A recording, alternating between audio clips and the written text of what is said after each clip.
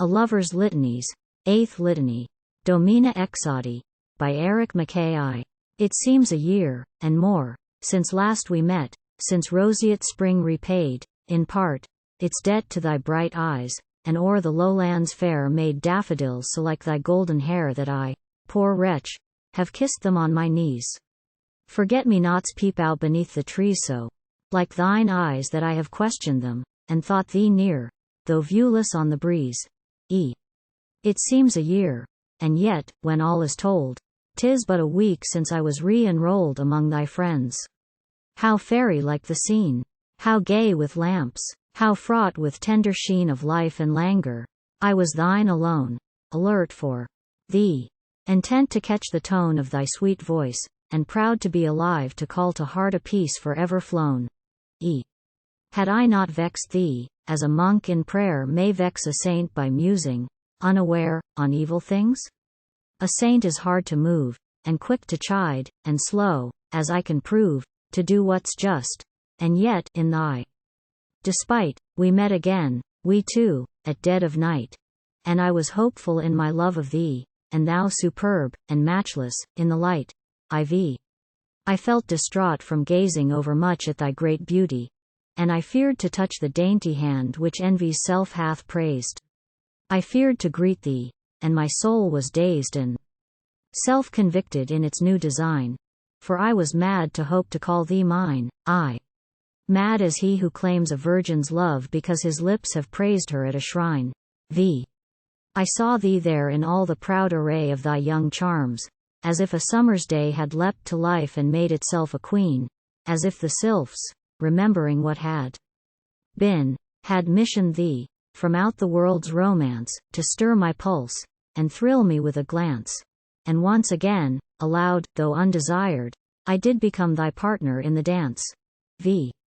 I bowed to thee, I drew thee to my side, as one may seize a wrestler in his pride to try conclusions, and I felt the rush of my heart's blood suffuse me in a blush that told its tale. But what my tongue would tell was spent in sighs, as o'er my spirit fell the silvery cadence of thy lips' assent, and every look o'er-ruled me like a spell. O devil's joy of dancing, when a tune speeds us to heaven, and night is at the noon of all its frolic, all its wild desire.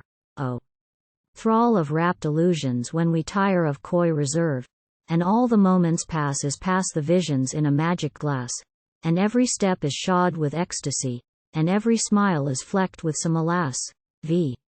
Was it a moment or a merry span of years uncounted when convulsion ran right through the veins of me, to make me blessed, and yet accursed, in that revolving quest known as a waltz, if waltz indeed it were and not a fluttering dream of gauze and vair and languorous eyes? I scarce can muse thereon without a pang too sweet for me to bear. By right of music, for a fleeting term, mine arms enwound thee and I held thee firm there on my breast, so near, yet so remote, so close about me that I seemed to float in sunlit rapture, touched I know not how by some suggestion of a deeper vow than men are ware of when, on glory's track, they kneel to angels with uplifted brow. And lo, abashed, I do recall to mind all that is past, the yearning undefined, the balked confession that was like a sob, the sound of singing and the gurgling throb of lute and viol, meant for many things but most for misery, and a something clings close to my heart that is not wantonness, though, wanton-like, it warms me while it stings. The night returns, that night of all the nights, and I am dowered anew with such delights as memory feeds on. For I walked with thee in moonlit gardens, and there flew to me a flower like moth, a pinioned daffodil, from nature's hand. And, out beyond the hill, there rose a star I joyed to look upon because it seemed the star of thy goodwill. We sat beneath the trees, as well thou knowst, within an arbor which a summer's boast had made ambrosial, and we loitered there some little space, the while upon the air uprose the fragrance of uncounted flowers. Ah me, how weird a tryst was that of ours!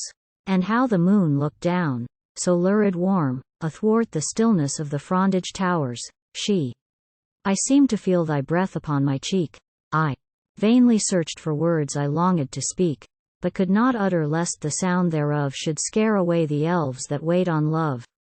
And when I spoke to thee 'twas of the spot where we were seated, things that mattered not, uncared for things, the weather, the new laws. And, sudden loud, the wind assailed the grot. Xiv. A little bird was warbling overhead as if to twit me with the word unsaid which he, more daring, when the sun was high, trilled to his mate. He knew the tender why of many a pleading, and he knew, meseems, the very keynote to the lyric dreams of all true poets when, by love impelled, they search the secrets of the woods and streams. Xv. 'Tis sure that summer, when she reared the bower and arched the roof and gave it all the dower of all its leaves, and all the crannies small where wrens look through, 'tis sure that, after all, summer was kind, and meant to make for me a shriving place, a lighthouse on the sea of all that verdure, that, beneath the stars, I might receive one quickening glance from thee. Xvi. Oh, had I dared to whisper in thine ear my heartful wish, undaunted by the fear of some rebuke, a flush of thy fair face, a lifted hand to tell me that the place was fairy fenced, and guarded as by flame, oh! Had I dared to court the word of blame that's good for me, no doubt. At every turn, my life today were chastened by the same. Xvii. But I was conscious of a sudden ban hurled from the zenith. I was like the man who scaled Olympus, with intent to bring new fire therefrom, and dared not face the king of thought and thunder. I was full prepared for thy displeasure, for the past was bared to mine on looking. And, with faltering tongue, I left my languorous meanings undeclared. Xvii. O lost occasion! What a thing art thou! A threefold key, the when, the where, the how, the past, the present and the future tense, all thrown aside. For what? A witless sense of some compunction. When the hour is bold reason is shy, and rapture, seeming cold, makes mute surrender of its dearest chance, and all for fear of doubts that might be told. Xix. But could we meet, oh, could we meet again on some such night, unseen upon the plain, I'd rob thee, lady, of a tardy smile. I would do this, and, for a breathing while, I would assert a sinner's right to pray, a sinner's right to choose, as best he may, his patron saint.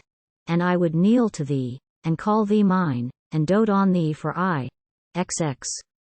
And then in summer, when the hours are mad, and all the flowrets in the fields are glad, and all the breezes, like demented things outspeed the birds with sunlight on their wings, in summer, in summer's gracious time, I might perchance be pardoned for the crime of my much love, and win thy benison ere yet the year has reached its golden prime.